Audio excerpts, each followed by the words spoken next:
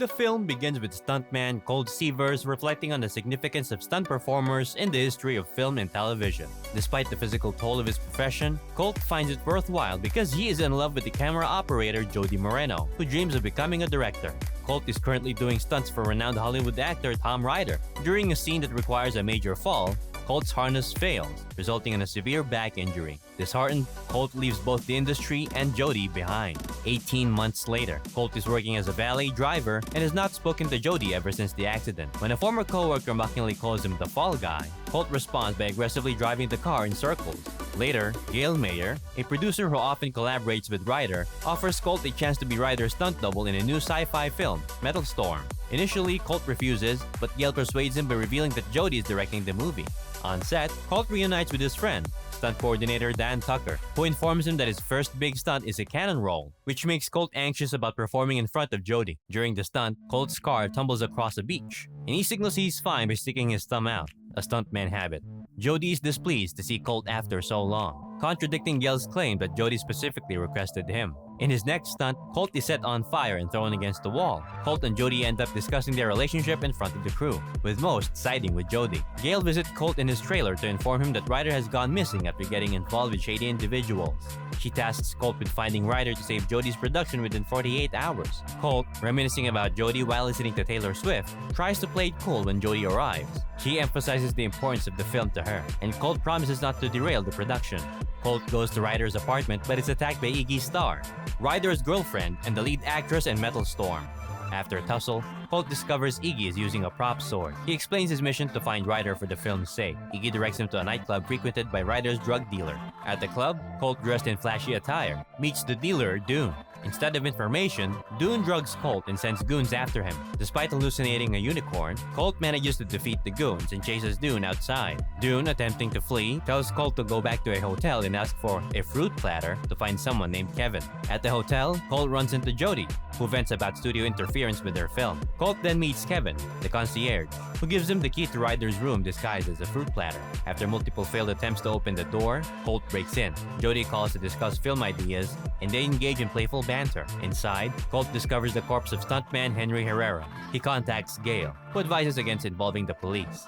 However, Colt reports it anyway when the police officer approaches him about illegal parking. Upon returning to Ryder's room, they find the tub empty, and Colt still gets a parking ticket. The next day on set, Dan grumbles about Jody being inspired by her discussion with Colt, as she now has bigger and more complicated ideas for the shoot.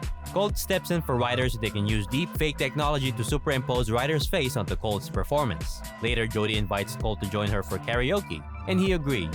On his way to karaoke, Colt encounters Alma Martin, Tom's assistant, along with John Claude, a trained dog he's familiar with. When Colt asks Alma about Ryder, she reveals that she last saw him and Henry at a wild party before Gail called her away. Alma has Ryder's phone because his head of security, Dressler, was pestering her about it. She suspects there's something incriminating on it and is willing to turn it over, but she wants producer credit on Metal Storm.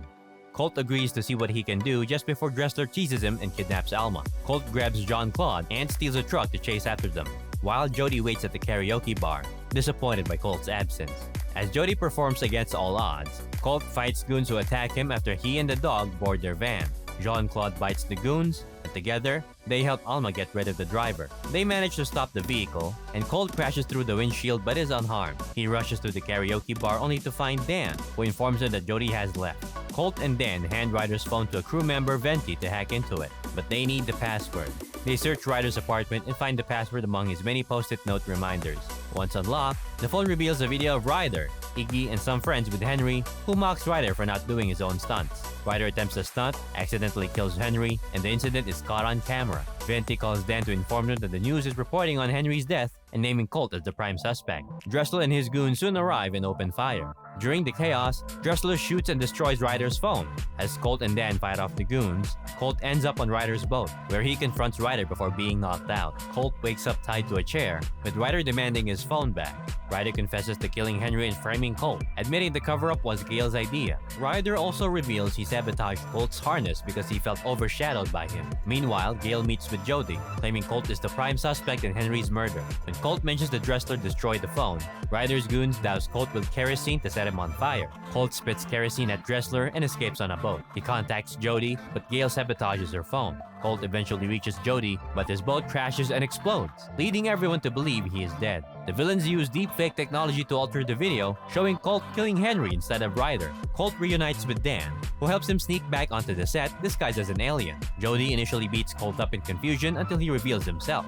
Jody embraces him with a kiss, but their moment is interrupted by Gail's arrival. Colt and Jody hide and overhear Gail discussing Colt's supposed death and her plan to fake Ryder's car stunt for the film. Colt and Jody devise a plan to make Ryder confess by having him perform the car jump, knowing he often forgets he's Mike and says whatever comes to mind. During the big scene, Jody convinces Ryder to get in the car for a close-up. Colt reveals himself and drives the car away, with Dressler and his goons in pursuit. Jody and Dan help fend off the goons. Colt gets Ryder to admit to killing Henry and framing him, recording the confession before performing an epic jump across a canyon that knocks Ryder unconscious.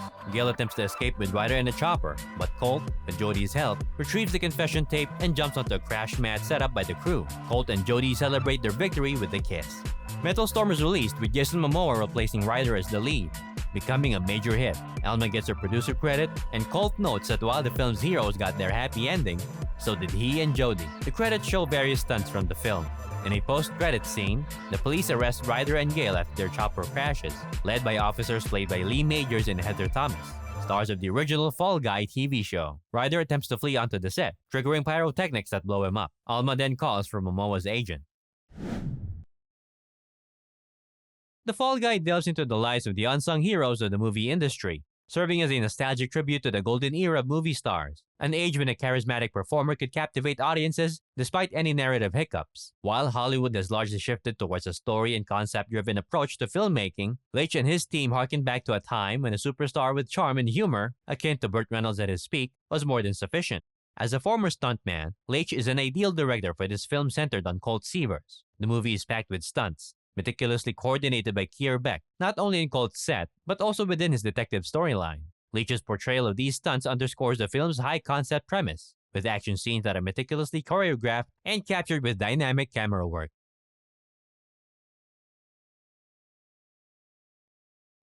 As thanks for watching the whole video, here's a picture of a cute puppy.